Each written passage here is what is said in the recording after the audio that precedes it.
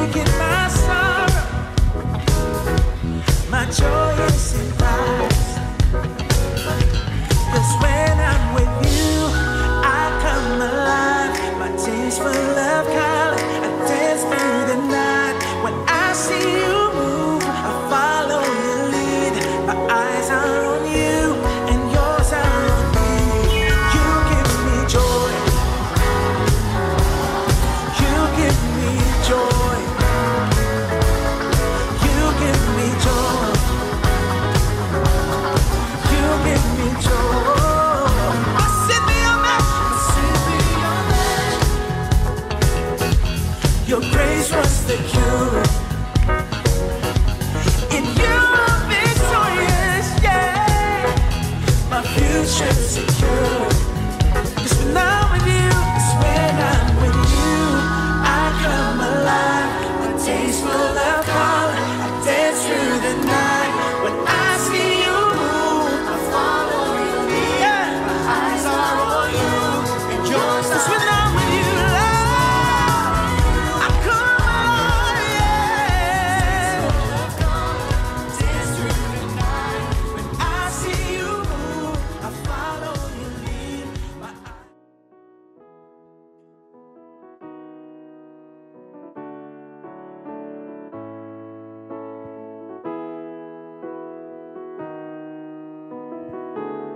Mari kita datang memuji, menyembah Dia, sebab Dia Allah yang baik untuk selama-lamanya, sampai selama-lamanya kasih setianya. Amen. Come on.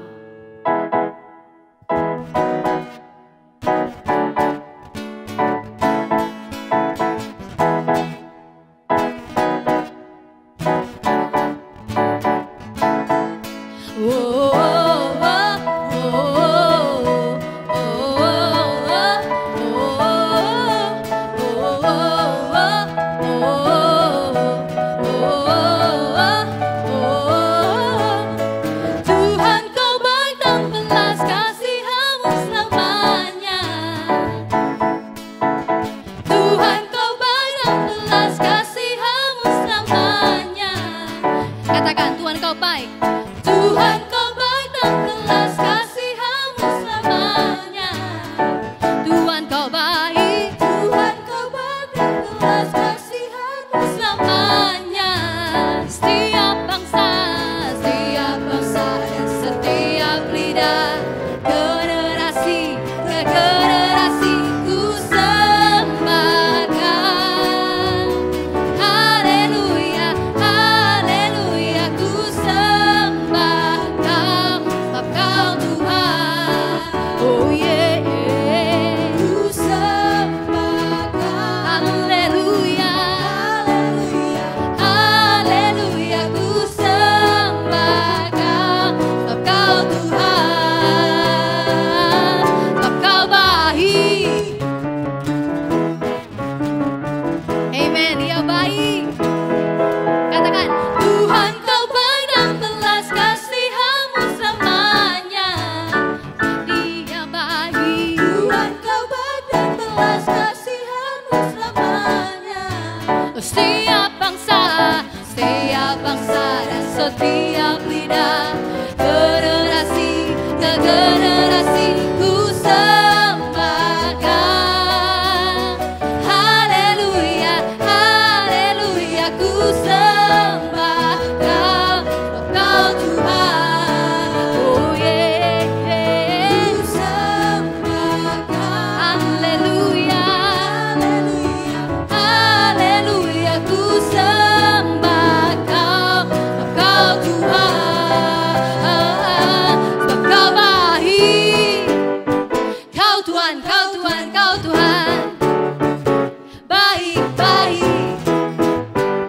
Oh, Kau Tuhan, Kau Tuhan, Kau Tuhan. Katakan, Allah baik, Allah baik selamanya, selamanya. Allah baik, Allah baik selamanya, selamanya. Allah baik, Allah baik selamanya, selamanya. Allah baik, Allah baik selamanya. Yes Lord, selamanya. Allah baik. Siapa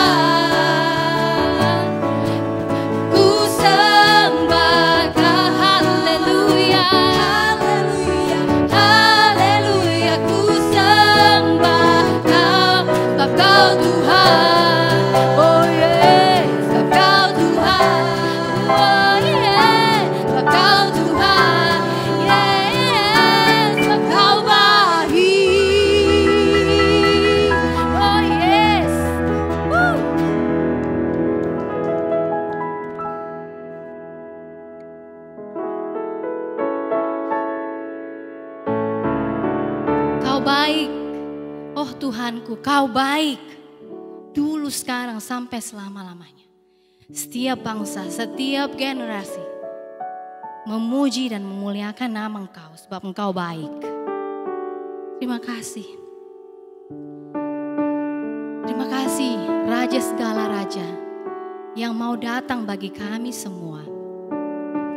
Lahir di kandang yang hina, membawa kehidupan dan pengharapan bagi kami yang tidak terhitung bahkan Tuhan. Untuk menerima kabar keselamatan. Terima kasih. In the darkness we were waiting, without hope, without light, till from heaven you came running. There was mercy in your eyes to fulfill the law and prophets. To a virgin came the word from a throne of endless glory to a cradle in the dark.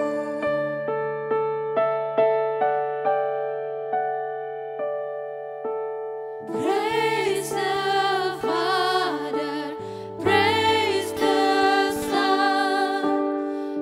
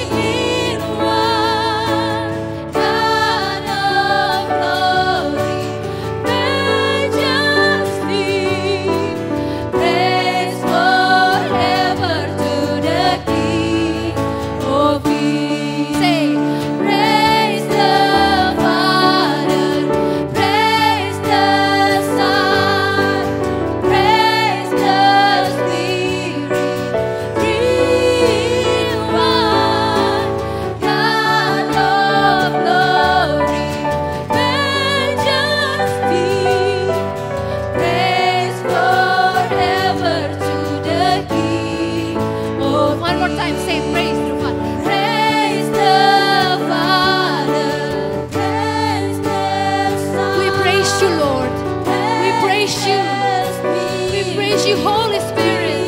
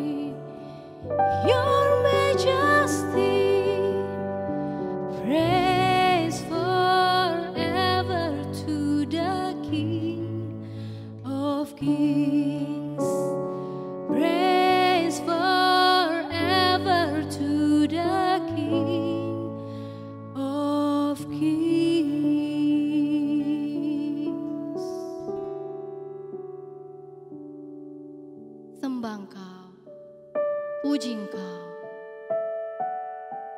Raja segala raja, damai sejahtera di tempat yang maha tinggi, dan itu tercurah bagi kami semua. Terima kasih, wahai Raja segala raja, yang mau datang bagi kami semua, menyelamatkan kami semua.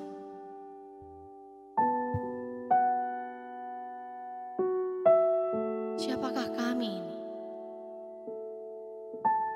Tapi bagi kami, rahasia yang besar ini dibukakan, bahwa Engkau datang membawa keselamatan bagi kami semua.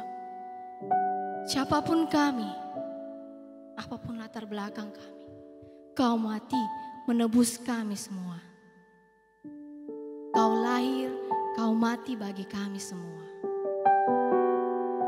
Terima kasih Tuhan, kami bersyukur untuk kasih Engkau yang begitu besar, yang tidak pernah berhenti sampai detik ini, selalu tercurah dan mengalir dalam hidup kami.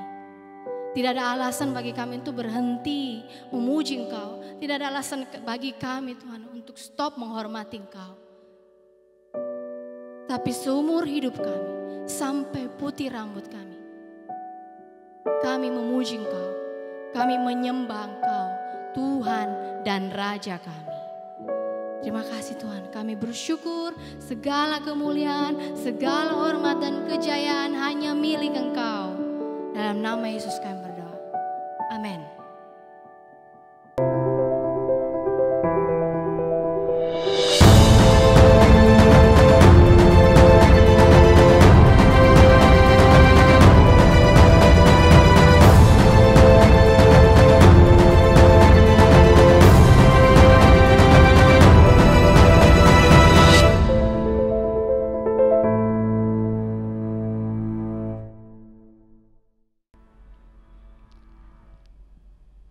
Shalom dan selamat pagi Bapak Ibu Saudara yang saya kasih dalam Kristus. Kembali lagi kita bertemu di dalam ibadah kita meskipun kita masih masing-masing di rumah dan kita beribadah secara online. Tetapi saya percaya Bapak Ibu Saudara tetap semangat untuk memuji Tuhan, untuk menyembah Tuhan. Bapak Ibu penuh dengan gairah dan keinginan yang besar untuk memuliakan Tuhan.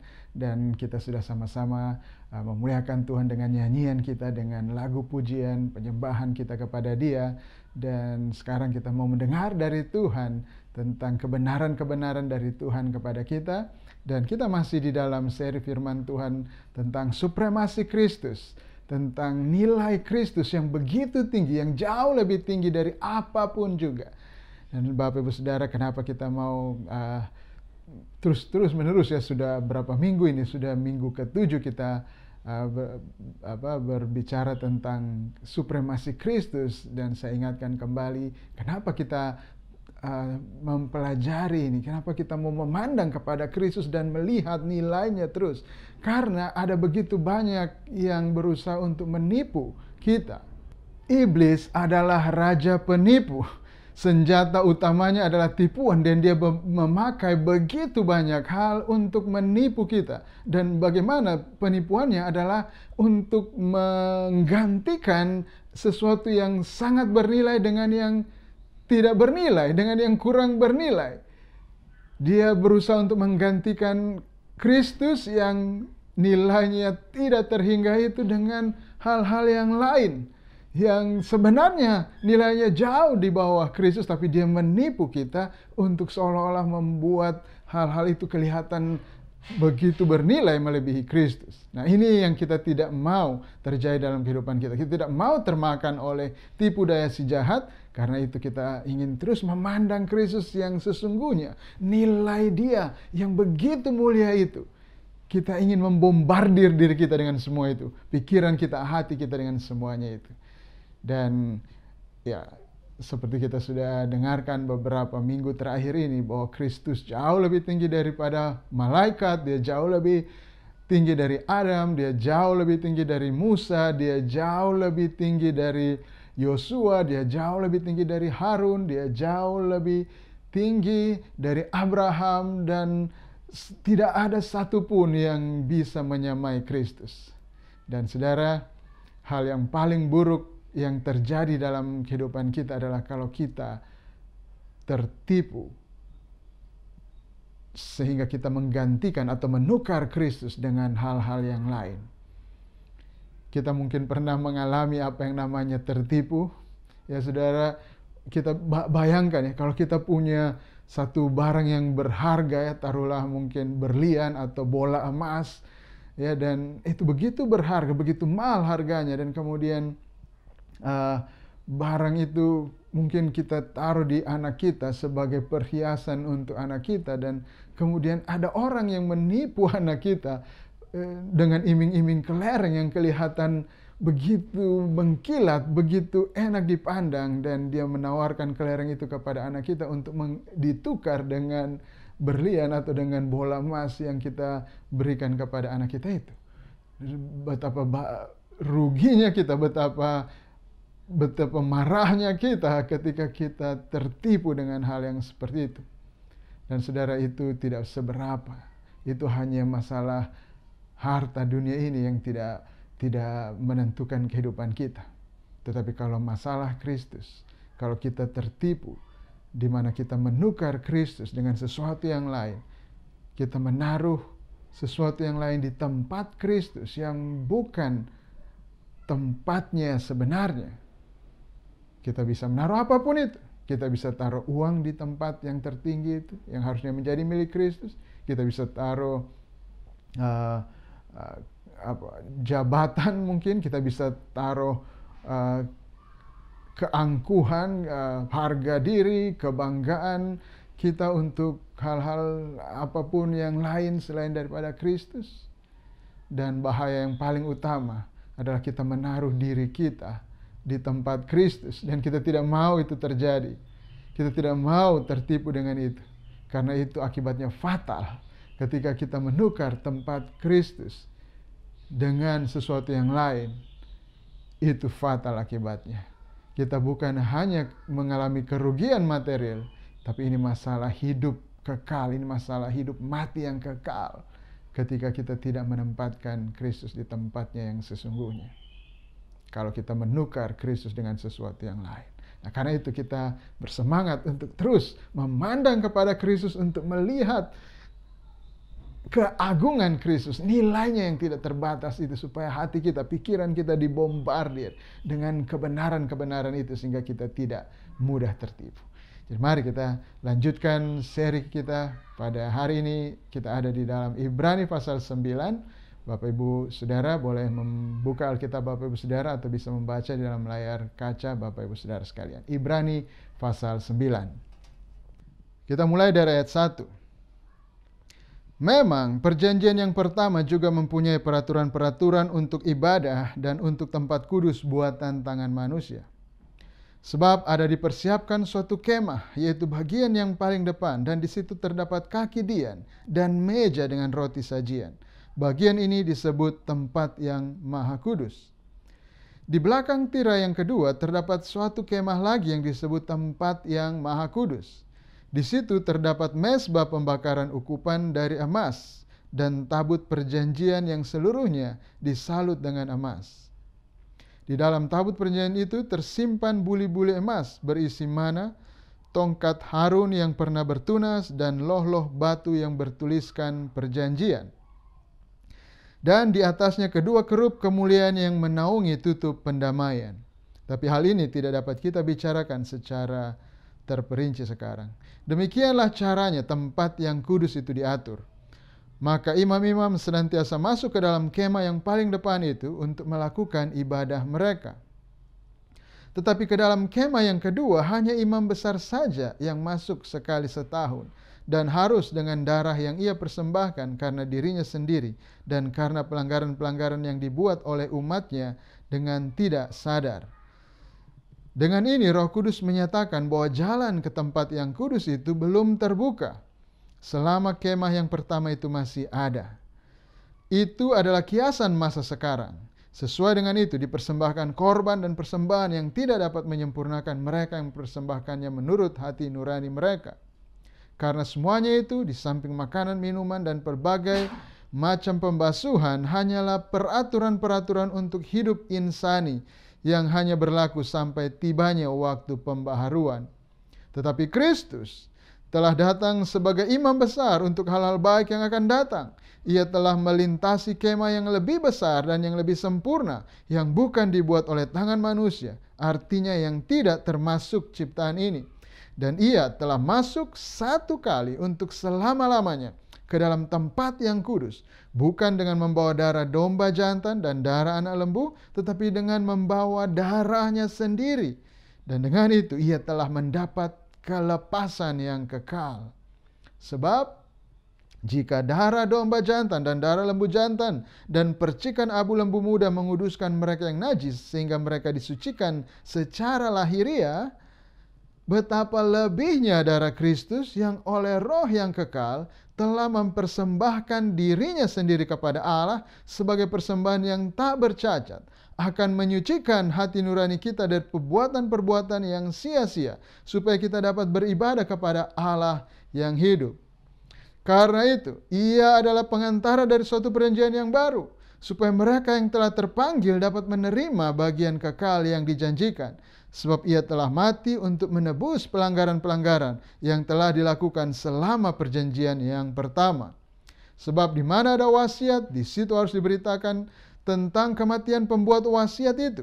Karena suatu wasiat barulah sah kalau pembuat wasiat itu telah mati. Sebab ia tidak berlaku selama pembuat wasiat itu masih hidup. Itulah sebabnya maka perjanjian yang pertama tidak disahkan tanpa darah. Sebab sesudah Musa memberitahukan semua perintah hukum Taurat kepada seluruh umat, ia mengambil darah anak lembu dan darah domba jantan serta air dan bulu merah dan hisop, lalu memerciki kitab itu sendiri dan seluruh umat sambil berkata, inilah darah perjanjian yang ditetapkan Allah bagi kamu. Dan juga kemah dan semua alat untuk ibadah dipercikinya secara demikian dengan darah. Dan hampir segala sesuatu disucikan menurut hukum Taurat dengan darah. Dan tanpa penumpahan darah tidak ada pengampunan. Jadi segala sesuatu yang melambangkan apa yang ada di sorga haruslah ditahirkan secara demikian. Tetapi benda-benda sorgawi sendiri oleh persembahan-persembahan yang lebih baik daripada itu. Sebab Kristus bukan masuk ke dalam tempat kudus buatan tangan manusia yang hanya merupakan gambaran saja dari yang sebenarnya, tetapi ke dalam sorga sendiri untuk menghadap hadirat Allah guna kepentingan kita. Dan ia bukan masuk untuk berulang-ulang mempersembahkan dirinya sendiri, sebagaimana imam besar setiap tahun masuk ke dalam tempat kudus dengan darah yang bukan darahnya sendiri. Sebab jika demikian, ia harus berulang-ulang menderita sejak dunia ini dijadikan. Tapi sekarang ia hanya satu kali saja menyatakan dirinya pada zaman akhir untuk menghapuskan dosa oleh korbannya. Dan sama seperti manusia ditetapkan untuk mati hanya satu kali saja dan sesudah itu dihakimi, Demikian pula Kristus hanya satu kali saja mengorbankan dirinya untuk menanggung dosa banyak orang. Sesudah itu, ia akan menyatakan dirinya sekali lagi tanpa menanggung dosa untuk menganugerahkan keselamatan kepada mereka yang menantikan Dia. Mari kita berdoa kepada Tuhan meminta pertolongan untuk kita bisa memahami kebenarannya. Bapa di sorga, kami bersyukur kepadamu untuk kesempatan yang indah ini Engkau berikan kepada kami. Kami boleh mendengarkan firman-Mu, belajar daripadamu, dan kami berdoa Roh Kudus menolong kami supaya kami mengerti dengan hati kami tentang siapa Kristus, betapa agungnya Dia, betapa bernilainya Dia.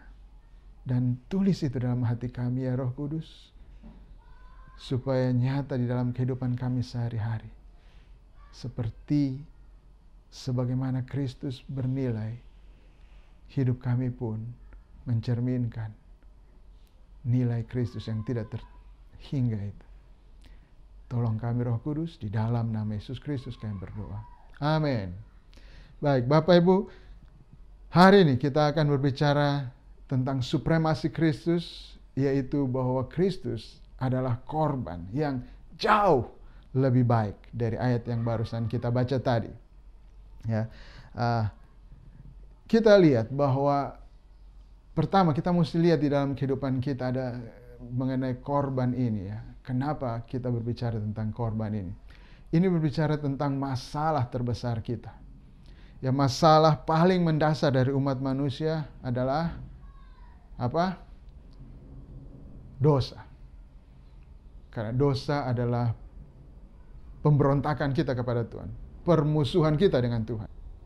Kita melawan Allah semesta alam, penguasa alam semesta ini yang maha kuasa. Dan saudara, kalau kita melawan kekuatan yang maha itu, kekuatan yang maha kuasa itu, tidak ada lagi problem yang lebih besar dari itu. Kita mungkin punya pengalaman ketika kita melawan sebuah kekuatan yang kuat, ya mungkin secara fisik, kalau kita katakanlah ada di sebuah sungai yang begitu deras airnya, atau kita bayangkan saja kalau kita ada di dalam sungai yang begitu deras aliran airnya dan kita melawan, kita bergerak melawan arus itu, atau mungkin kita berenang, saudara, kita akan menemukan masalah begitu banyak karena kita melawan kekuatan yang sangat besar. Nah, apalagi nih, bayangkan kalau kita melawan yang maha kuasa. Tentu saja ada begitu banyak problem-problem dalam hidup kita. Dan kita semua mengalami banyak persoalan, kita begitu banyak masalah yang kita hadapi. Dan saudara, kalau kita bertanya, apa sebenarnya masalah utamanya? Apa sebenarnya sumber daripada masalah? Nah, kita mesti cari sumber masalahnya apa. Karena kalau kita cuman selesaikan yang bukan sumbernya, bukan akarnya, masalah itu akan muncul lagi. Kita mungkin selesaikan yang ini, tapi karena akarnya tidak diselesaikan, ya dia akan tumbuh lagi, akan timbul lagi masalah yang lain, masalah yang lain, masalah yang lain. Dan saudara, firman Tuhan, Alkitab menjelaskan kepada kita tentang masalah utamanya, masalah yang paling mendasar, sumber dari semua masalah yang lain, itu adalah dosa.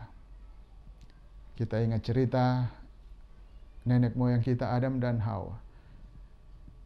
Mereka ada di dalam satu dunia yang baik sebenarnya. Tuhan ciptakan dunia yang baik, taman yang indah, yang begitu baik, yang tidak ada problem di situ, tidak ada masalah, tidak ada kejahatan, tidak ada kesakitan, tidak ada penderitaan.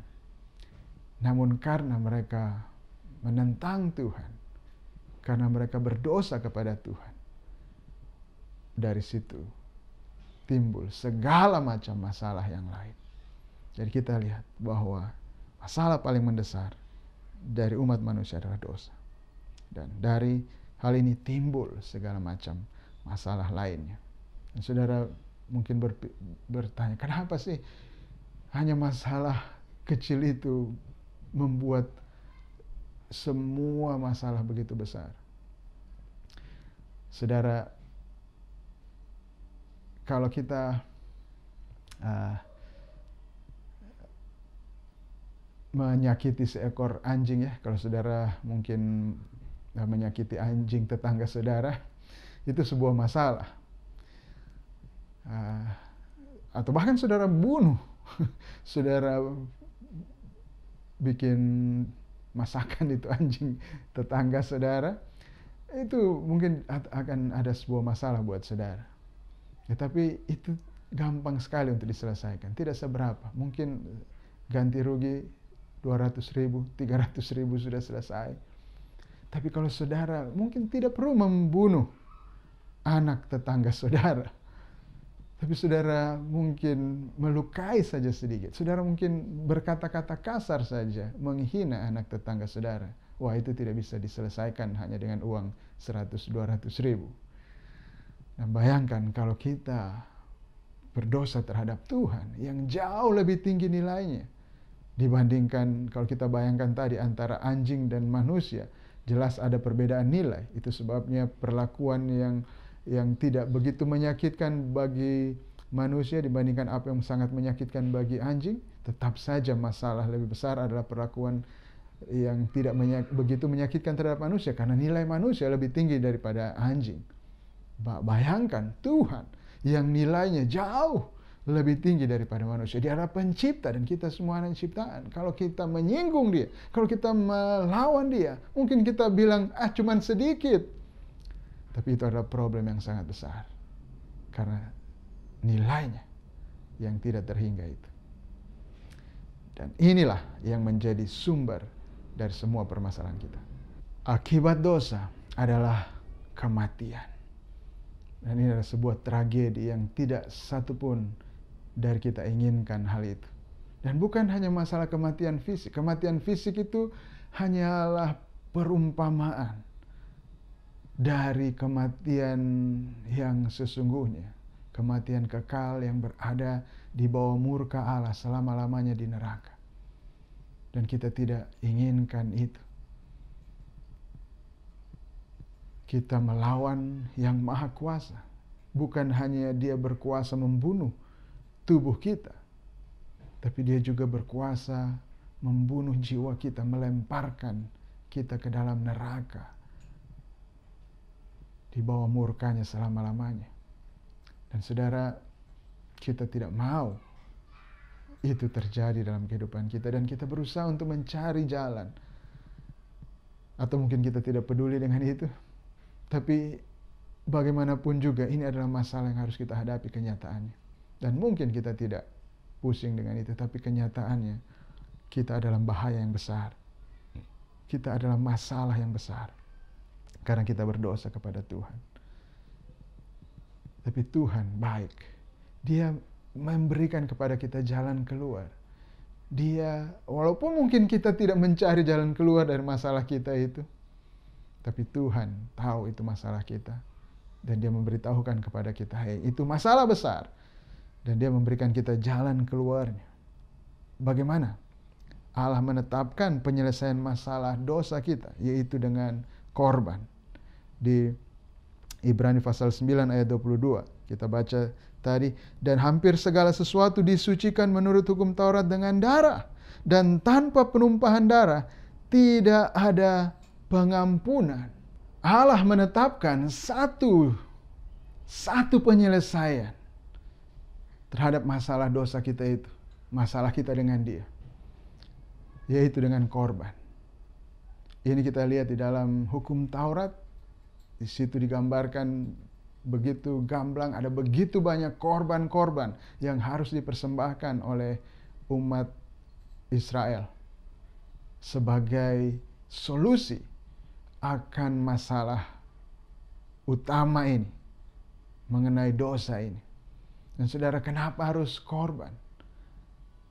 Apakah Tuhan tidak bisa mengampuni dosa kita begitu saja?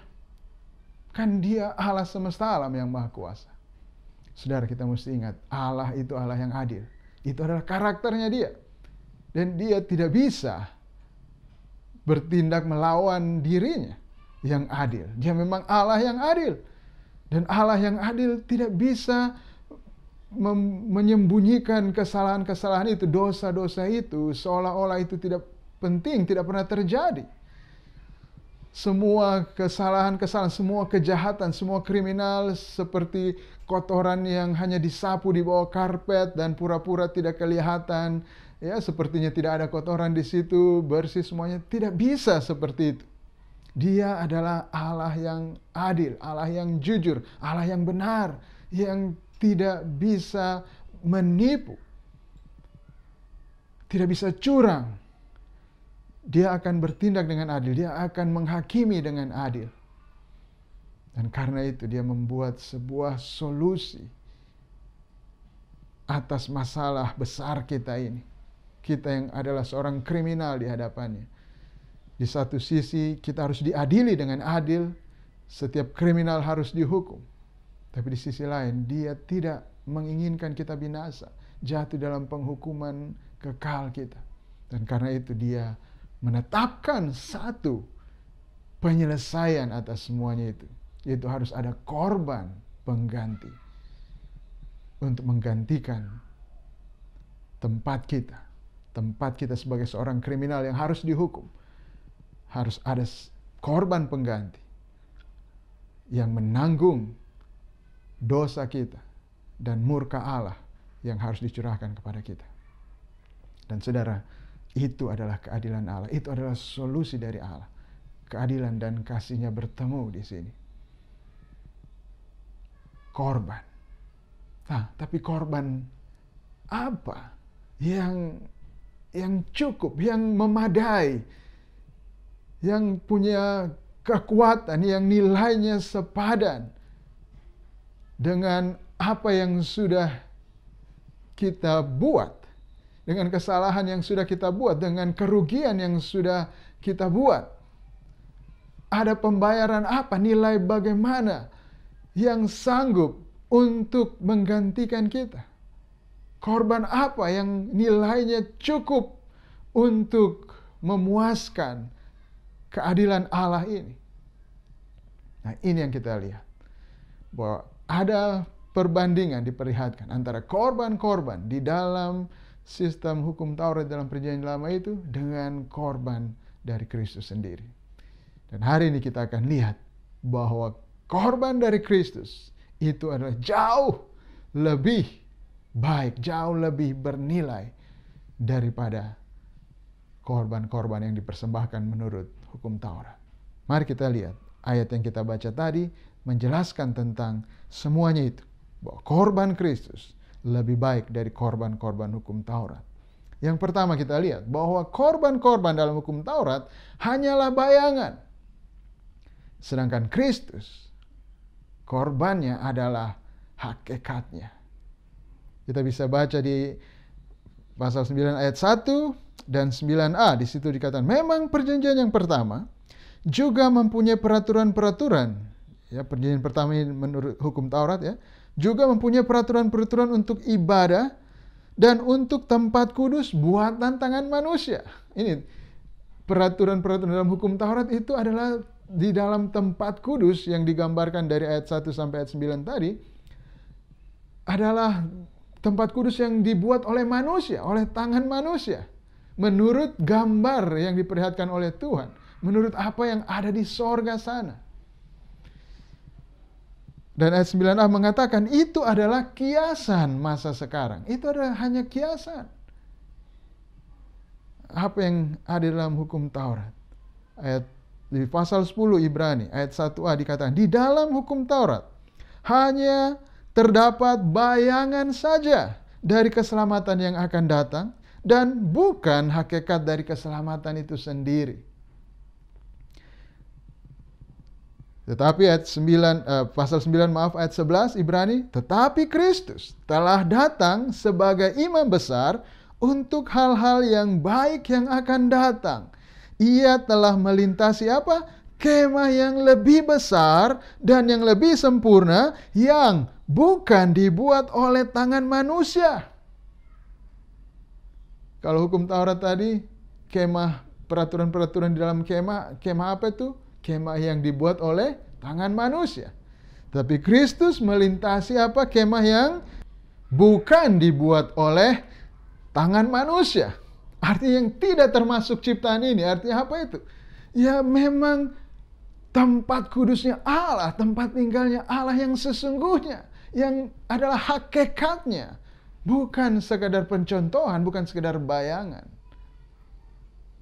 Ibrani 9 ayat 24, sebab Kristus bukan masuk ke dalam tempat kudus buatan tangan manusia yang hanya merupakan gambaran saja dari yang sebenarnya, tetapi ke dalam sorga sendiri untuk menghadap hadirat Allah guna kepentingan kita. Jadi kita lihat bahwa darah domba dan lembu dan semua binatang-binatang yang dikorbankan menurut sistem hukum Taurat itu hanyalah bayangan dari darah Kristus yang adalah hakikatnya. Semua itu. Ya, kita membaca di ayat 12 versus Ibrani pasal 9, dan ia telah masuk satu kali untuk selama-lamanya ke dalam tempat yang kudus, bukan dengan membawa darah domba jantan dan darah anak lembu, tapi dengan membawa darahnya sendiri. Jadi darah domba dan darah anak lembu itu hanyalah perumpamaan, itu adalah gambaran, bayangan yang menunjuk kepada korban yang sesungguhnya, yang hakikat korban itu. Dan itu tidak lain adalah darah Kristus sendiri. Sudah lihat supremasi Kristus di dalam korban ini. Bahwa korban Kristus adalah hakikat. Sementara korban yang lain itu hanyalah bayangan. Dan sebenarnya ini bukan hanya masalah korban saja. Semuanya yang lain itu hanyalah bayangan. Kristus adalah hakikatnya.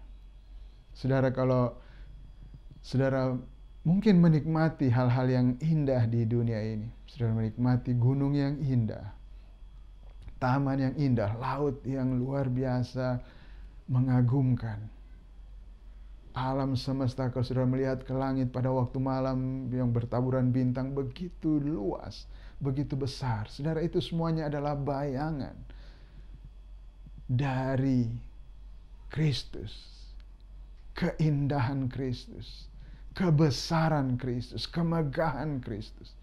Apa yang kita lihat di dunia ini semuanya hanyalah bayangan. Semua hal-hal yang kita nikmati, yang kita rasa enak, makanan yang begitu enak, itu semua hanyalah bayangan. Wujud sesungguhnya, hakikatnya adalah Kristus. Betapa percuma, betapa sia-sianya, betapa bodohnya ketika kita menukar bayangan. Maaf, kita menukar hakikat dengan bayangan. Betapa bodohnya kita. Saudara, yang kedua kita lihat kehebatan korban Kristus dibandingkan dengan korban-korban di dalam hukum Taurat. Korban-korban dalam hukum Taurat tidak dapat menghapus dosa. Tetapi korban Kristus itu yang menghapus dosa. Ya, bayangan tidak punya kuasa pasti. Kalau kita punya bayangan dan kita ingin katakanlah mencoba memperbaiki sesuatu, handphone kita misalnya, atau mengambil handphone kita dan kita pakai bayangan kita, ya, bayangan kita kena dengan handphone kita, itu tidak berkuasa apa-apa. Dia tidak bisa ambil handphone kita karena hanya bayangan.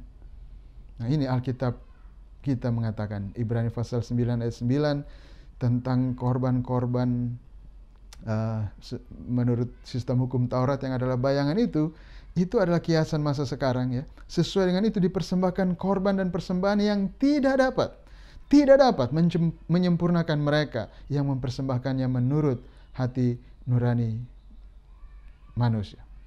Ayat 25, dan ia, Kristus ini bicara tentang Kristus, bukan masuk untuk berulang-ulang mempersembahkan dirinya sendiri sebagaimana imam besar setiap tahun masuk ke dalam tempat kudus dengan darah yang bukan darahnya sendiri. Bayangkan, Kristus dia tidak berulang-ulang, dia sekali saja mempersembahkan dirinya, tapi imam-imam yang mempersembahkan korban itu harus berulang-ulang. Kenapa? Karena tidak bisa mengampuni dosa memang. Makanya berulang-ulang harus dibuat terus, karena kalau dia sudah mengampuni dosa tidak perlu diulangi lagi. Tapi Kristus satu kali saja. Ayat 26, sebab jika demikian, kalau misalnya korban Kristus itu tidak bisa mengampuni dosa, ia harus berulang-ulang menderita sejak dunia ini jadikan. Tapi tidak begitu, dia satu kali saja karena korbannya itu efektif. Tapi sekarang ia hanya satu kali saja menyatakan dirinya pada zaman akhir untuk menghapuskan dosa oleh korbannya.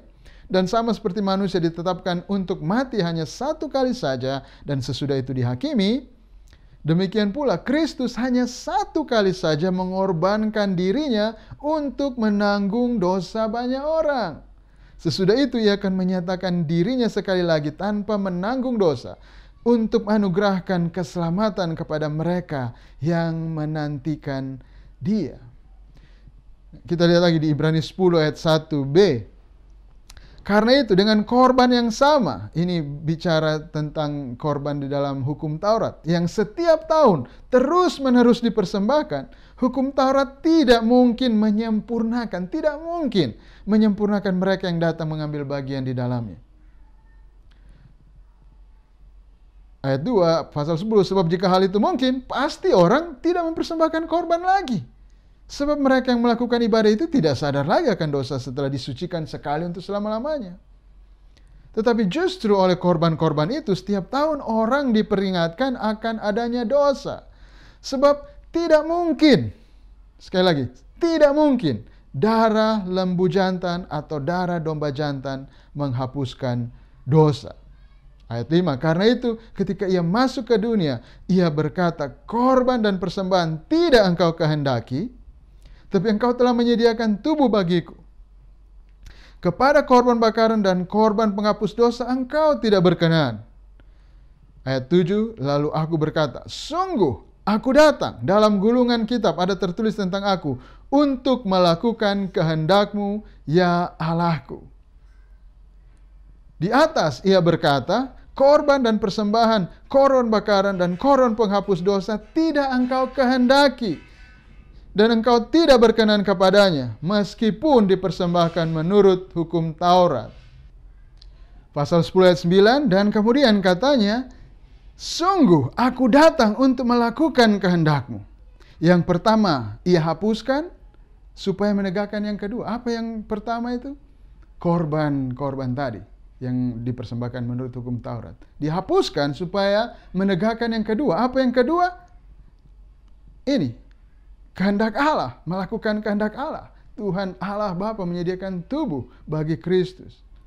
Untuk Kristus mempersembahkan tubuhnya sebagai korban. Di ayat 10 dikatakan. Dan karena kehendaknya inilah kehendak Allah yang memberikan tubuh kepada Kristus. Dan untuk Kristus persembahkan tubuh itu, tubuhnya. Di atas kayu salib itu. Darahnya dia curahkan di sana. Karena kehendaknya inilah kita telah dikuduskan satu kali untuk selama-lamanya oleh persembahan tubuh Yesus Kristus. Selanjutnya ayat 11. Setiap imam melakukan tiap-tiap hari pelayanannya dan berulang-ulang mempersembahkan korban yang sama sekali tidak dapat menghapus dosa. Tetapi ia, Kristus, setelah mempersembahkan hanya satu korban saja karena dosa, ia duduk untuk selama-lamanya di sebelah kanan Allah. Dan sekarang ia hanya menantikan saatnya di mana musuh-musuhnya akan dijadikan tumpuan kakinya. Kristus setelah dia mempersembahkan dirinya, mati di atas kayu salib, tubuhnya diserahkan sebagai korban, darahnya dicurahkan, korban untuk menghapus dosa kita. Apa yang terjadi? Kristus dibangkitkan dan naik ke sorga, duduk di sebelah kanan Allah. Duduk berarti dia berhenti bekerja. Kenapa? Karena sudah selesai. Pekerjaannya sudah efektif. Korbannya itu menghapus dosa kita. Korbannya menyelesaikan problem dosa kita. Imam-imam di dalam sistem hukum Taurat, mereka tidak bisa duduk. Mereka terus berdiri. Terus-menerus mempersembahkan berulang-ulang. Kenapa? Karena memang korban-korban itu tidak mungkin menghapus dosa. Tidak punya kekuatan. Itu hanya bayangan. Tidak ada kekuatannya.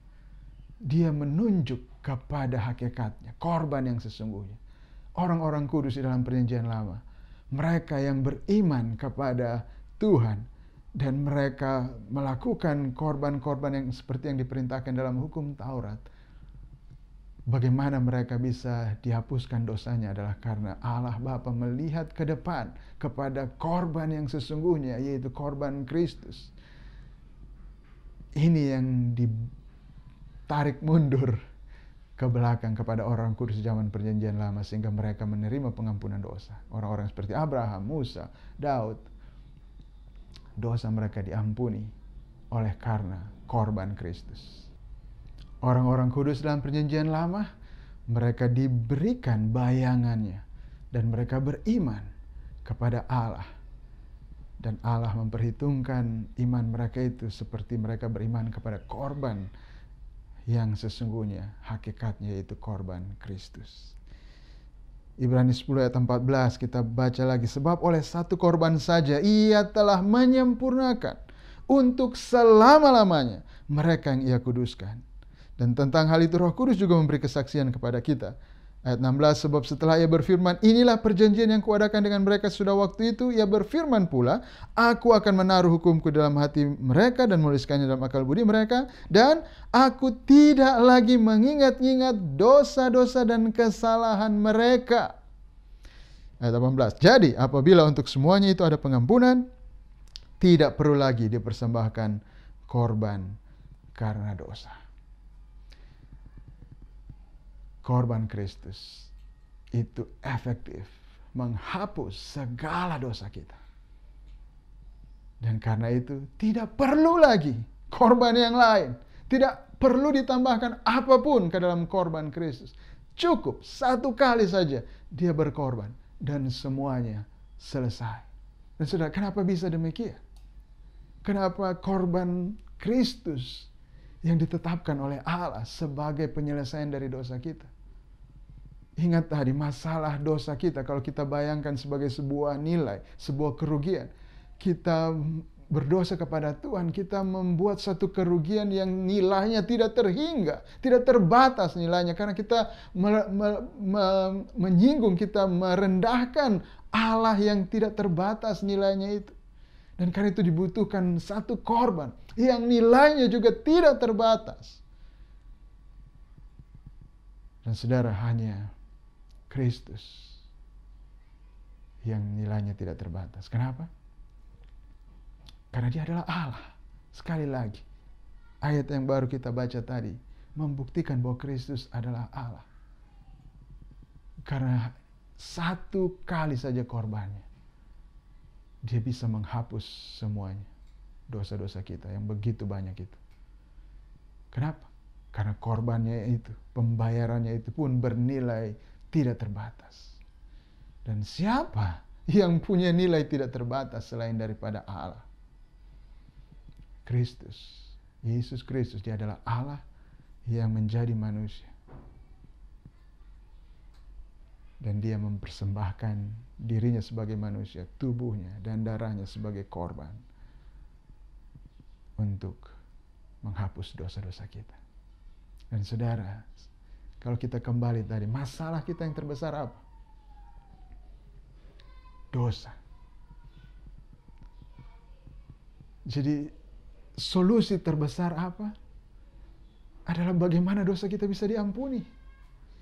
Kalau kita sudah diampuni dosa kita oleh Tuhan, berarti Tuhan tidak ada masalah lagi dengan kita. Itu berarti kekuatannya yang maha kuasa itu bukan lagi melawan kita, tapi ada di pihak kita sekarang. Dan kalau kekuatannya yang maha kuasa itu ada di pihak kita sekarang, saudara, apalagi problem yang tidak bisa diselesaikan? Apalagi masalah yang tidak bisa dijawab oleh Tuhan? Kalau kekuatan super yang maha kuasa itu ada di pihak kita, bekerja di dalam kita. Kekuatan yang membangkitkan Kristus dari antara orang mati bekerja di dalam kita.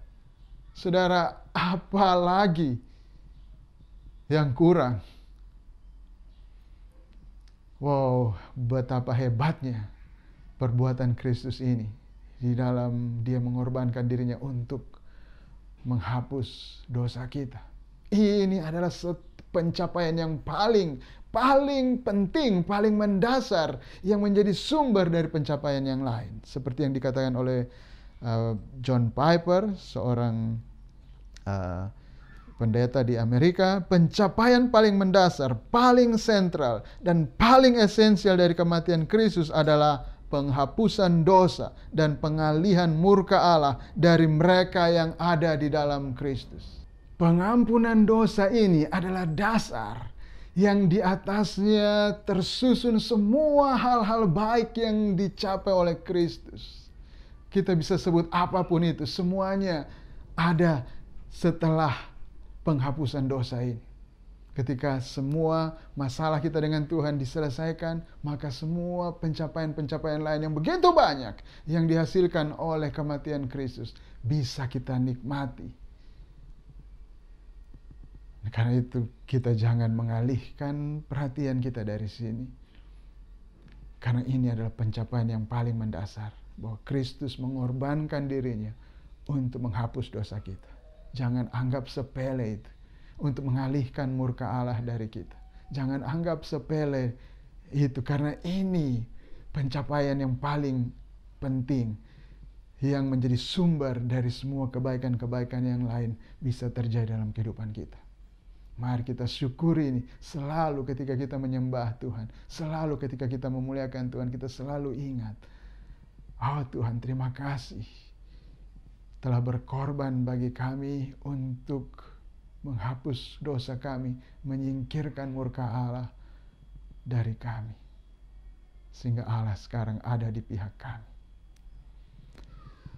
Saudara, yang ketiga kita lihat lagi apa kehebatan korban-korban Kristus dari korban dalam hukum Taurat.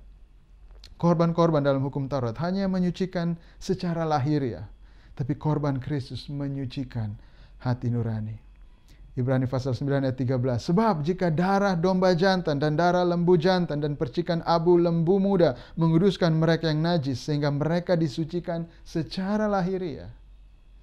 Ayat 14. Betapa lebihnya darah Kristus yang oleh Roh yang kekal telah mempersembahkan dirinya sendiri kepada Allah sebagai persembahan yang tak bercacat, akan menyucikan hati nurani kita dari perbuatan-perbuatan yang sia-sia supaya kita dapat beribadah kepada Allah yang hidup. Ini dia pencapaian yang mengikuti pengampunan dosa tadi, bahwa kita bukan hanya dosa kita dihilangkan, tetapi juga hati nurani kita bisa disucikan. Korban-korban, semua ritual-ritual di dalam hukum Taurat, dalam perjanjian lama itu semuanya hanya lahiriah. Itu bukan hakikat, itu hanya bayangan. Tapi Kristus, korban Kristus itu menyucikan hati kita. Karena Allah adalah roh. Dan yang penting bagi kita, hakikat diri kita di hadapan Allah yang Tuhan lihat adalah hati kita. Dan Kristus, darahnya, korbannya itu menyucikan hati nurani kita, membersihkan hati nurani kita sehingga Allah melihat kita. Melihat kita, hati yang dia lihat Tuhan bukan jasmani kita, hati kita di hadapan Tuhan itu bersih, sempurna. Saudara, itu yang dihasilkan oleh korban Kristus yang tidak bisa dilakukan oleh korban-korban di dalam hukum Taurat. Dan yang terakhir kita lihat satu kehebatan lagi dari korban Kristus dibandingkan korban yang lain. Darah domba dan lembu tidak dapat mengesahkan wasiat Allah, tetapi darah Yesuslah yang mengesahkannya. Kita membaca di ayat 15 Ibrani 9, karena itu ia adalah pengantara dari suatu perjanjian yang baru, supaya mereka yang telah terpanggil dapat menerima bagian kekal yang dijanjikan. Ini wasiat dari Allah, bagian warisan, wasiat kekal yang dijanjikan Allah. Sebab ia telah mati untuk menebus pelanggaran-pelanggaran yang telah dilakukan selama perjanjian yang pertama. Ayat 16, sebab di mana ada wasiat, di situ harus diberitahukan tentang kematian pembuat wasiat itu. Karena satu wasiat barulah sah kalau pembuat wasiat itu telah mati. Sebab ia tidak berlaku selama pembuat wasiat itu masih hidup. Itulah sebabnya maka perjanjian yang pertama tidak disahkan tanpa darah.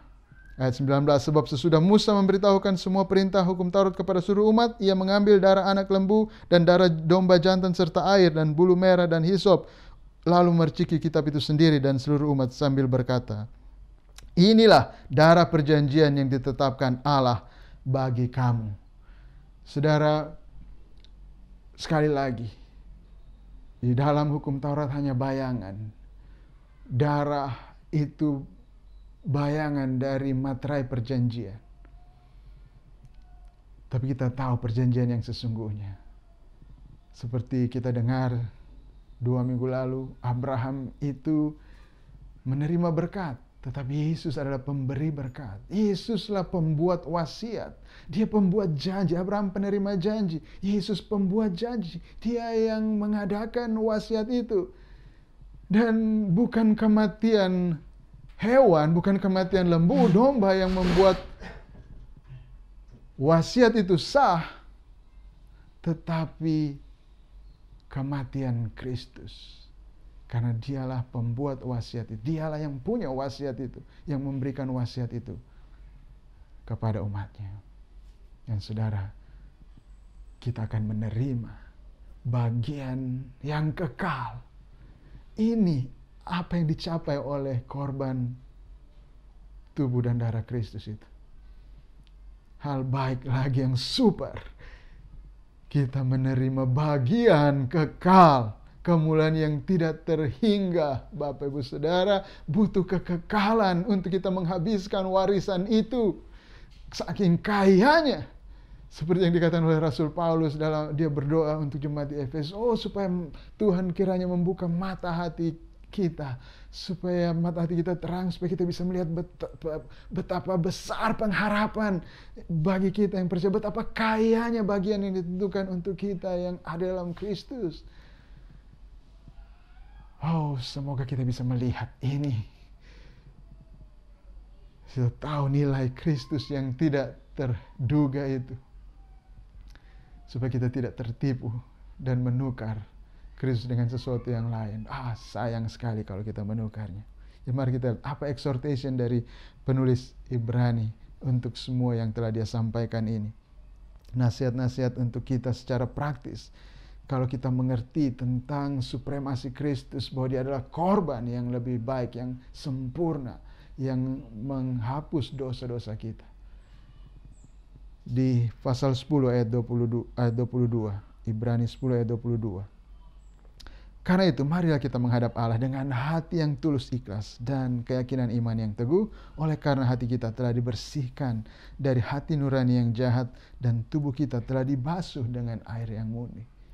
Apa aplikasi praktis buat kita? Mari, kalau kita tahu ini, kita tahu tentang kehebatan korban Kristus, sekarang mari kita datang kepada Allah dengan hati yang tulus ikhlas. Tidak perlu takut untuk datang kepada Tuhan. Tidak perlu berpura-pura. Tidak perlu merasa insecure dan harus menjaga image kita seolah kita harus punya performance yang kelihatan seperti orang suci untuk kita bisa datang kepada Tuhan. Tidak perlu. Datang saja dengan hati yang tulus karena hati kita sudah dibersihkan. Kita sudah disucikan oleh darah Kristus.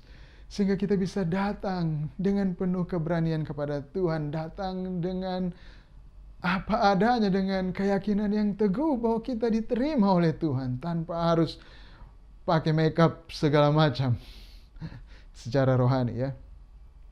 Yang kedua, dia katakan, mari kita teguh berpegang pada pengakuan pengharapan kita, ayat 23. Marilah kita teguh berpegang pada pengakuan tentang pengharapan kita, sebab Ia yang menjanjikannya setia. Ingat, Kristus sudah memberikan kita wasiatnya, itu sudah disahkan, dan Dia setia. Jadi tetap pegang pengharapan kita itu, bahwa kita akan menerima bagian yang kekal itu. Satu waktu nanti Kristus akan datang kembali untuk memberikan yang penuh itu. Memang sekarang kita di dunia ini masih banyak masalah. Ya, sekalipun problem dosa kita sudah selesai, tapi ada begitu banyak problem lain yang kita masih hadapi. Tapi kita melihat ke depan, jauh ke depan tentang pengharapan ini, bahwa Kristus sudah menyelesaikan problem terbesar kita ini, dan keselamatan yang penuh itu, berkat yang sesungguhnya, warisan yang kekal itu menanti di depan sana. Dan itu pasti, dia setia, dia tidak bohong. Dia akan segera datang kembali dan kita akan segera mendapatkan warisan kekal kita itu, kemuliaan yang begitu besar, yang begitu berat, yang tidak sebanding dengan penderitaan yang ringan dan sementara di dunia ini. Dan yang ketiga, marilah kita saling mendorong dalam kasih dan perbuatan baik, ayat 24. Dan marilah kita saling memperhatikan supaya kita saling mendorong dalam kasih dan dalam pekerjaan baik. Kalau kita tahu bahwa Tuhan sudah mengampuni dosa-dosa kita dan kita sudah diterima di dalam kemurahan Tuhan, sekarang Allah ada di pihak kita. Karena itu mari kita saling mendorong supaya jangan menyerah. Mari kita mendorong dalam kasih supaya kita saling mengasihi sebagaimana Tuhan begitu mengasihi kita. Sekarang kita pun ayo kita berlomba-lomba, mari kita saling mengasihi, mari kita melakukan tindakan-tindakan kasih, pekerjaan-pekerjaan kasih, perbuatan-perbuatan yang baik, yang keluar dari hati yang penuh dengan kasih, karena sukacita bahwa kita sudah dikasihi oleh Tuhan, kita sudah diampuni dosa kita, dan kita telah diterima, dan semua kemuliaan Tuhan, semua kekuatan Tuhan ada di pihak kita. Karena itu kita dengan murah hati kita berbuat baik, tidak memperhitungkan lagi apa yang kita akan dapatkan, karena kita sudah dapat bagian yang kekal itu, yang begitu kaya tidak terhingga itu, dari Kristus. Dan yang terakhir exhortation-nya adalah ayat 25, janganlah kita menjauhkan diri dari pertemuan ibadah kita seperti yang dibiasakan oleh beberapa orang, tapi marilah kita saling menasihati dan semakin giat melakukannya menjelang hari Tuhan yang semakin mendekat. Mari kita giat di dalam pertemuan ibadah, karena di dalam pertemuan ibadah kita, baik dalam kelompok kecil maupun di dalam grup yang lebih besar ini, di situ kita disegarkan selalu akan Kristus, betapa berharganya Kristus itu. Dan bagi saudara yang mungkin masih berjuang, di dalam hati saudara ada pergumulan, apakah saya sudah diampuni atau belum? Apakah Tuhan sudah berkenan kepada saya? Begitu besar dosa-dosa yang saya lakukan ini, apakah dosa saya ini benar-benar sudah bisa diampuni? Bagaimana dosa saya ini bisa diampuni? Saudara dengarkan hari ini firman Tuhan, bahwa Allah telah menyediakan korban yang sempurna, yaitu anaknya yang tunggal, Yesus Kristus. Diberikannya tubuh untuk dia persembahkan. Itu adalah korban yang sempurna, yang sanggup untuk menghapuskan segala dosa apapun, sebesar apapun. Korbannya itu berkuasa, korbannya itu nilainya tidak terbatas, dan dia bisa menghapuskan dosa dari bahkan miliaran dunia seperti dunia kita yang berdosa ini pun, dia sanggup oleh korbannya itu untuk menghapuskan semua dosa itu. Percayalah kepada Kristus, terimalah dia sebagai korban pengganti untuk penghapus dosa saudara. Terima dengan iman dan percayalah, korbannya, darah Kristus itu sanggup untuk menghapuskan dosamu dan menyucikan hati nuranimu dari hati nurani yang jahat. Bertobat dan percaya kepada Kristus saat ini, dan nikmatilah pengampunan dosa itu, dan Allah akan ada di pihakmu, dan dia yang akan berjuang, berperang untuk engkau.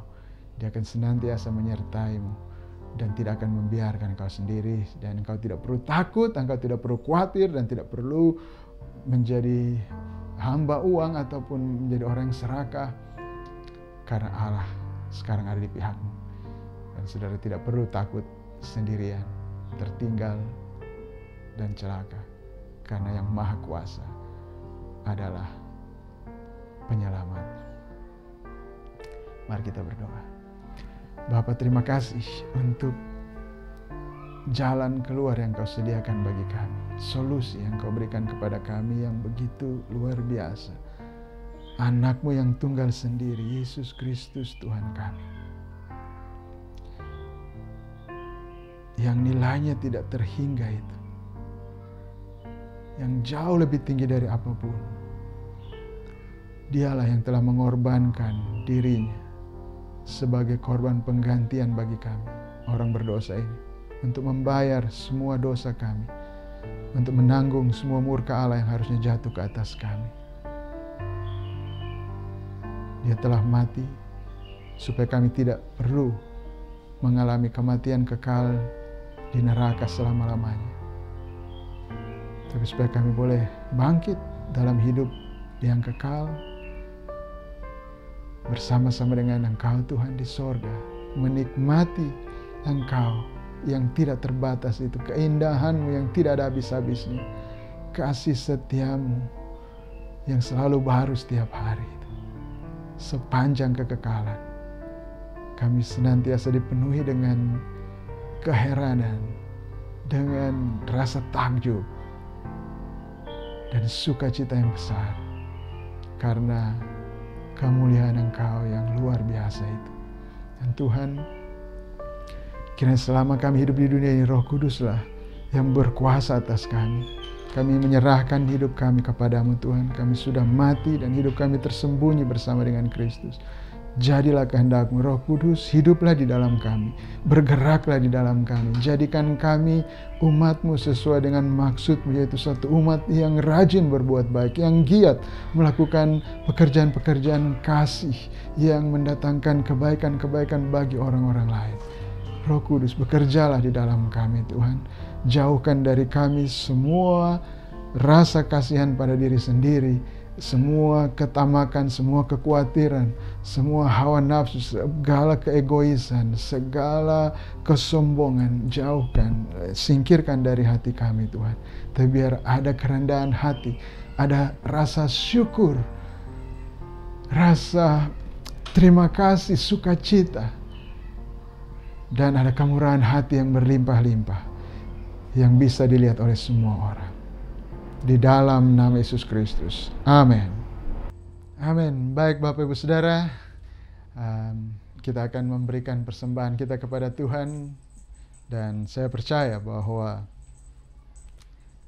Allah sekarang ada di pihak kita. Karena kita telah diampuni, dosa kita sudah selesai, tidak ada lagi. Dan sekarang Allah ada di pihak kita dan Dia melimpahkan segala kebaikannya kepada kita. Dan saya percaya Dia memampukan kita, memberdayakan kita untuk kita bisa menjadi saluran berkatnya bagi orang-orang lain, menjadi tangan dan kakinya untuk melakukan perbuatan-perbuatan baik kepada orang lain, untuk menunjukkan Tuhan kita Yesus Kristus, Dia adalah Allah yang baik, yang kaya dengan kemurahan, kaya dengan kebaikan bagi semua orang. Dan kita akan terus memberi persembahan kita kepada Tuhan, dan ini akan dipakai untuk operasional gereja, untuk memberitakan kabar baik kepada orang-orang yang belum mendengar, untuk misi ke kota-kota lain, mendirikan gereja di kota-kota lain supaya orang-orang bisa dimuridkan di sana. Jadi kita juga mau membantu orang-orang yang kurang beruntung, mereka yang mungkin miskin ataupun yang cacat dan terlantar. Ada rekening khusus, Bapak Ibu bisa lihat rekening social responsibility itu khusus untuk kalau Bapak Ibu mau meringankan beban orang-orang miskin, orang-orang yang cacat, orang-orang yang mungkin terlantar, Bapak Ibu boleh mentransfer di nomor rekening tersebut, dan semuanya akan disalurkan kepada orang-orang miskin yang membutuhkan semuanya itu. Baik, siapkan persembahan kita kepada Tuhan dengan hati yang tulus ikhlas, dengan sukacita, dengan rasa syukur dan iman kepada Tuhan. Mari kita bawa persembahan kita dalam doa. Bapa, terima kasih Engkau yang telah memberkati kami di sepanjang kehidupan kami, dan kami boleh ada seperti kami ada sekarang. Lebih dari cukup. Semuanya karena berkat-Mu, kebaikan-Mu bagi kami semuanya. Dan Tuhan, kami tahu Engkau memberkati kami supaya kami bisa menjadi berkat bagi banyak orang. Engkau memberkati kami supaya kami menjadi tangan dan kaki-Mu untuk orang lain bisa mengenal Engkau Allah yang kaya dengan kemurahan, yang berlimpah kasih setia-Nya. Terimalah persembahan kami ini, kiranya Engkau berkenan, dan biarlah persembahan kami ini Tuhan berkati sehingga ini bisa dipakai secara efektif untuk melakukan apa yang Kau kehendaki Tuhan. Berkati setiap kami Tuhan, supaya kami bisa menjadi saluran berkat-Mu yang lebih hebat lagi bagi banyak orang. Di dalam nama Yesus Kristus kami berdoa. Amin. To reveal the kingdom coming and to reconcile the lost, to redeem the whole creation. You did not despise the cross, for even in your suffering you saw to the other side, knowing this was our salvation. Jesus, for our sake you died.